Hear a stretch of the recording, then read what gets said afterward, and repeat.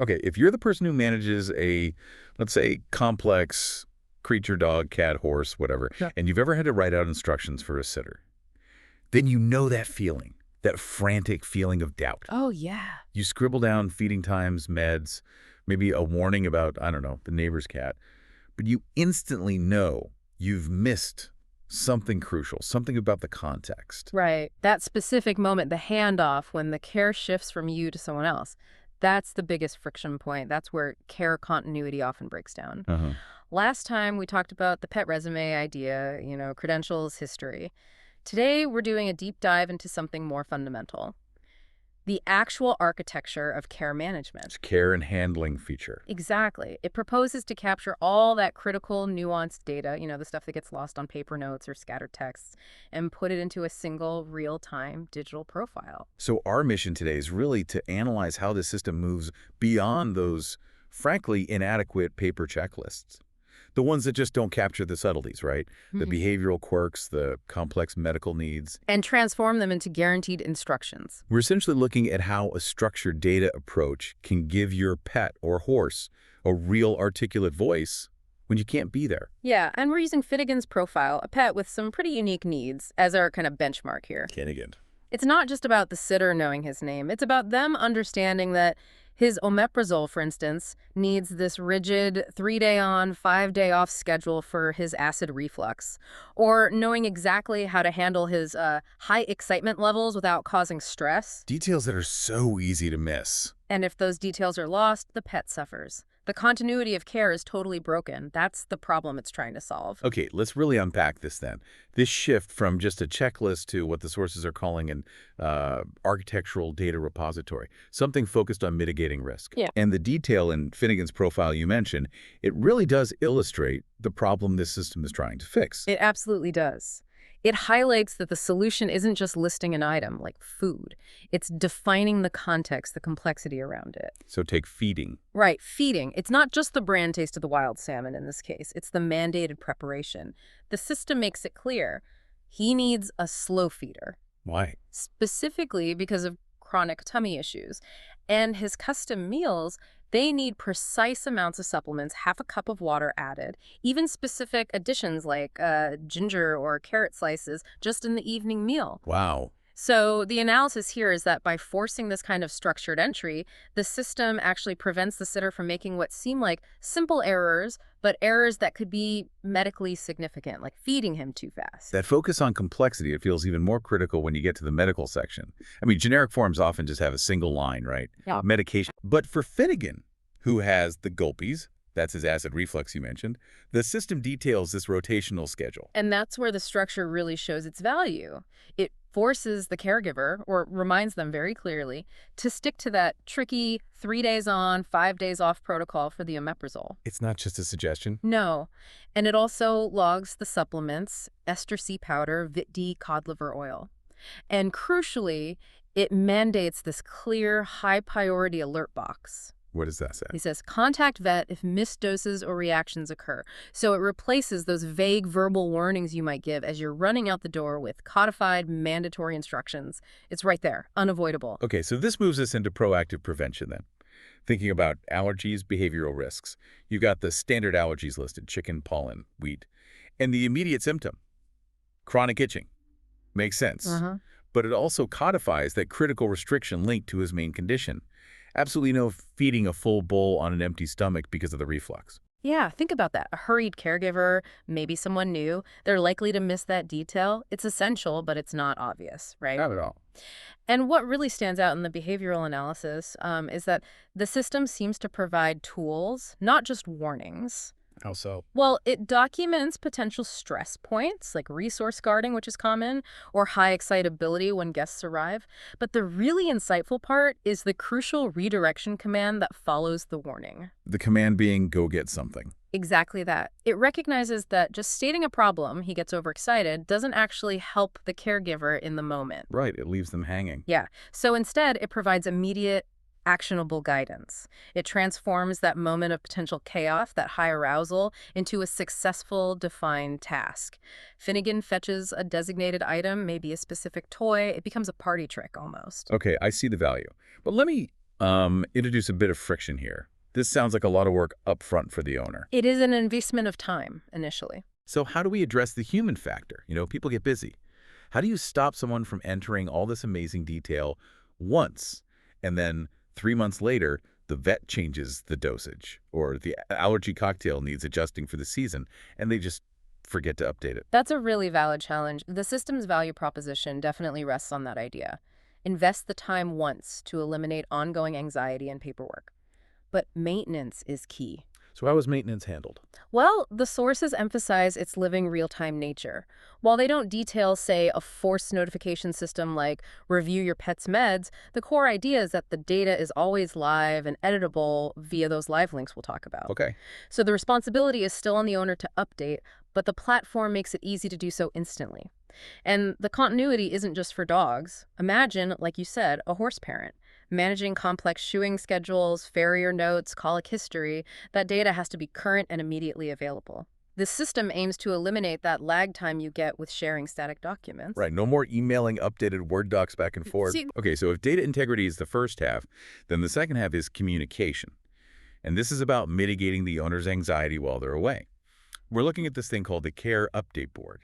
The sources describe it as an intentional architectural choice. it absolutely is. And it's designed very specifically to function as a non-emergency kind of soothing message board. Soothing message board. What does that mean in practice? Well, it's a critical distinction from just standard texting. When a sitter texts you, especially if you're in a different time zone, your first thought might be, oh no, what's wrong? Yeah, your heart skips a beat. Right. This dedicated board allows the caregiver to post low-stakes, positive updates directly to the pet's profile. Things you want to know, but aren't urgent. So instead of a potentially worrying text alert pinging on your phone at 3 a.m., you might see things like Finn loved his walk today, or maybe Finnegan has recovered from his momentary heartache and is now snuggled up watching TV, that kind of thing. Precisely. And the idea is you, the owner, can choose to read these updates when you have a quiet moment, maybe at the end of your day. It gives you that peace of mind that your pet is adjusting, that things are okay, without the stress of feeling obligated to reply instantly to a text. That makes sense. And this hinges on the tech that enables this real-time remote function, the Live Link system. Yes, exactly. The source material explains that the entire care and handling page, including this update board, is updatable and viewable instantly through these unique links. And why is that so critical? Because owners travel. You might be on vacation in Scotland dealing with a massive time difference. Or maybe you're somewhere with really patchy internet, like on a cruise ship. You need a reliable way to get those updates without needing a constant, strong connection. Okay, let's analyze the tech behind Live Links a bit more then. Why is this better than, say, just using a shared Google Sheet or getting photo updates via WhatsApp? What makes the real-time part robust, especially in low bandwidth situations? Good question. Because the system is built on a specific architecture, which we'll get to next, the PWA, it prioritizes sending and receiving the essential data efficiently. Meaning text updates. Mostly text-based data for the wellness checks, yes. Live Links ensures that when the care provider posts an update, it's written and readable on the owner's side almost immediately with minimal latency. It's about delivering that core information reliably, separating it from the potentially high bandwidth demands of sending lots of photos or videos like you might on social media. Got it. And we should clarify the protocol here because it's important. The Care Update Board is purely for general wellness, Yeah. right? The nice-to-knows. Absolutely. If a true emergency occurs, something needing immediate attention, the system mandates the caretaker use the one-tap phone calling function. Which bypasses the message board entirely. Completely. It routes them instantly to the pre-laid emergency contacts you, your spouse, your vet, whoever you've designated. This separation is really key to maintaining trust and managing the owner's stress levels effectively. You know the board is for happy updates, and a call means action needed. Okay, that clarity is crucial. Now, the ultimate stress test for any system holding vital information is, well, durability. What happens in the worst-case scenarios? So we're pivoting now to the technology that supposedly ensures this data is future-proof, the Progressive Web App, or PWA. Right. And we need to analyze why this PWA architecture is so essential for this specific application, particularly thinking about those emergency situations. So what is a PWA in simple terms? Okay, basically you access it via a simple web link, a URL. It's not something you have to download from an app store. That's a key difference. Why is that difference important? Well, it avoids reliance on specific app stores, Yeah. which can sometimes be a point of failure for access, right? Updates, compatibility issues, and you can still add it to your phone's home screen with just one tap, so it looks and behaves just like a regular native app. So the core advantage here is resilience Yeah. and ubiquity, not just ease of use. Exactly. Resilience is the key word. Think about why this architecture choice is better for critical, potentially life-saving information. Okay. Oh, Well, first, security and accessibility. It doesn't need constant, heavy updates or large installations that might fail on older phones or basic devices, the kind sometimes carried by first responders or maybe an emergency contact who isn't super tech savvy. makes sense. Second, guaranteed cross-platform reliability. If you, the owner, or your emergency contact suddenly needs to access this info from a different phone, maybe an Android instead of an iPhone, or even a library computer, the critical data is always live and accessible immediately as long as they have that live link. That's paramount for the ultimate safety net scenario. Which brings us to that important, maybe slightly morbid, but absolutely necessary question. Mhm. If all of Finnegan's complex instructions, that 3 days on omeprazole schedule, the full list of allergies, the vet's contact info, if that's all locked away only on the owner's personal laptop or maybe in a password-protected Google Doc, and the owner is suddenly incapacitated, an accident, a medical emergency, that pet, Finnegan in this case, is thrown into immediate medical jeopardy, isn't he? Precisely. That is the exact crisis this structure is designed to prevent through what they call the PetPort The contingency. PetPort contingency. Yes. The emergency profile part of the system is designed so it can be instantly accessed via a simple, shareable live link. It ensures essential, non-sensitive emergency contact and medical information is available instantly The who? to first responders, vets, animal shelters, humane societies, whoever needs it in that crisis moment. Yeah. The PWA architecture guarantees the speed and, crucially, the low bandwidth access required for those true emergency scenarios. So it ensures the pet's life story, or at least the critical parts, are protected, and their voice is heard, even if their primary advocate, the owner, cannot speak for them. That's the promise, that the information survives the owner, if necessary. Okay, let's step back for a moment and look at the economics of this, the value proposition. We're not just buying a digital notebook here, are we? No, not at all. We're buying potentially guaranteed continuity of care, and maybe the elimination of some significant owner anxiety and paperwork nightmares. Exactly. When you analyze the cost versus the value, you have to consider the potential cost of care errors. Think about it. One single preventable vet visit because someone missed an omeprazole dose for Finnegan or made a feeding error related to his acid reflux. That could easily cost more than the annual subscription for this system. Right. So the value proposition really lies in risk mitigation. It aims to reduce the probability of those expensive, stressful medical incidents that stem purely from poor communication or lost information. So it shifts the cost from potentially reactive, expensive vet bills to proactive, relatively low-cost data management. And the sources mentioned the pricing model is structured around a low monthly fee, validating that focus on accessibility. Yes, it needs to be accessible if they want wide adoption. And to really analyze how a platform like this moves from being maybe a niche product for super organized owners to becoming this standard of care, we have to look at their growth mechanism, Which is? the referral program. The source mentions that initiative to spread the app to every pet. Yeah, and that's actually a pretty shrewd market strategy if you think about it. The greatest strength of a system like this isn't just individual adoption. It's realized when the whole community adopts it. The network effect. Exactly. If every pet owner in your area, and critically, every pet sitter and maybe even vets start using a unified system like this, then digital continuity of care automatically starts to become the industry standard. It mitigates risks across the board, not just for your pet.